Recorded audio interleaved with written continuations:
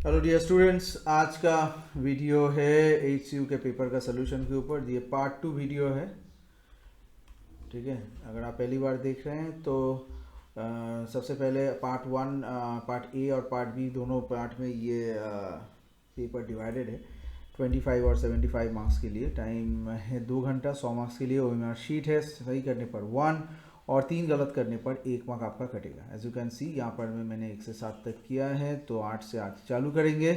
So let's get it done. So for a commodity, its demand schedule shifts to the left.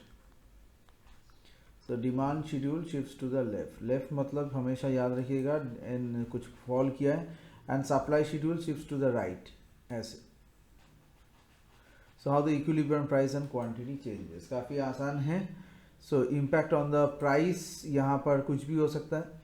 ठीक है, ambiguous in nature है, लेकिन quantity becomes lower after the shift क्योंकि supply is higher and demand is lower, so quantity will obviously fall. Price is ambiguous. Diagram में भी इसी तरीके से दिखा सकते हैं। जैसे मान लीजिए यहाँ से अगर ऐसे ऐसे जा रहा है तो पहले ये इंटरसेक्शन पॉइंट था, पहले ये इंटरसेक्शन पॉइंट था, फिर दूसरा ये इंटरसेक्शन पॉइंट, तो ऐसे भी चेंज हो सकता है।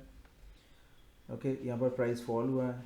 अगर इसी डायग्राम को थोड़ा सा अलग तरीके से ड्रॉ करेंगे, okay, this is the first intersection and मान लेते हैं ये हो गया दूसरा इंटरसेक्शन, तो यहाँ भी हम लोग प्राइस को फिक्स भी रख सकते हैं। Okay, so that's why price change is ambiguous, so the answer of 8 is option number D. चलिए 9 में चलते हैं। If equilibrium price is below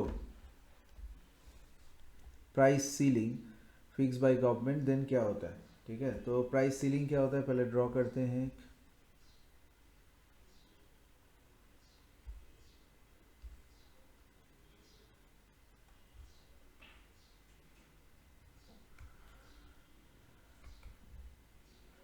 यहाँ पर मान लीजिए this is the demand and supply का एक फॉर्मेट है।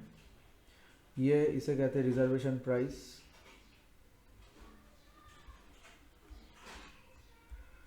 इज द हाईएस्ट लेवल, और ये है उसका लो लेवल का। तो अब मान लीजिए सीलिंग प्राइस क्या होता है? जितना कंज्यूमर को देना है, मतलब जितना producer maximum can charge, so it's a restriction on producer.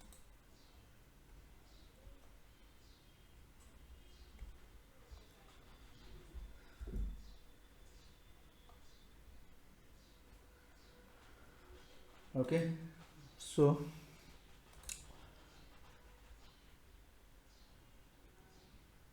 Equilibrium price, अगर प्राइस ये मान लीजिए इक्विलिब्रियम प्राइस, और प्राइस सीलिंग मान लीजिए यहाँ पर डाल दिया, और ये है इक्विलिब्रियम प्राइस, तो इतना ही चार्ज कर रहा है, तो उसके ऊपर कोई फर्क नहीं पड़ता। So price ceiling is not binding and not effective, not at all.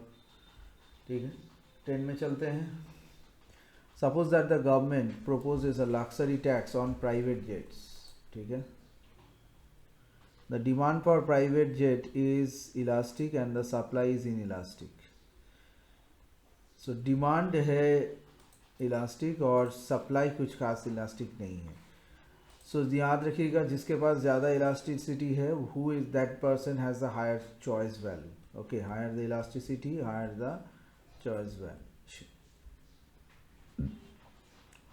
At least in the short run. So the tax burden will fall on, जिसके ऊपर सिंपल सा लॉजिक है, जो कम इलास्टिक है उसी के ऊपर ही देना पड़ेगा, सप्लायर के ऊपर।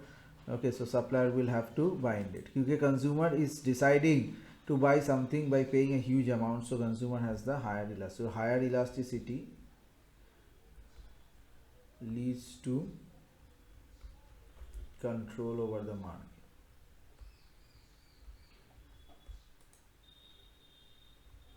ठीक है, ये फटाफट दूसरे में चलते हैं। So if the savings rate of the economy is 36% and incremental capital output ratio is 4%, then the growth of the economy कितना होगा? Okay, so rule है, growth of the economy is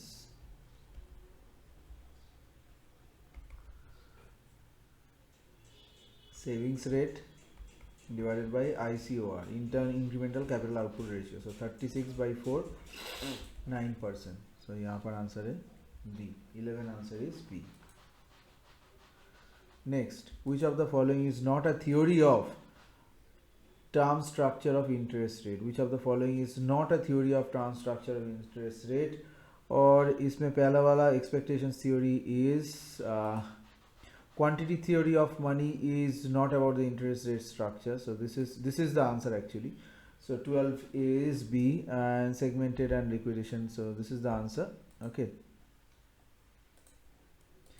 Next, the movement of free international trade is most likely to generate short term unemployment in which industry? Short term unemployment कौन सी industry में रहेगा? Import competing industry. So it will bring it in the import competing industry. So 13 is B. So in this video we have solved from 18 to 30. In the next one we will solve from 14 to 20. In that way we will finish up within 10 videos of this thing. Thanks for watching. And if you have any queries and doubts, send me to WhatsApp via this number.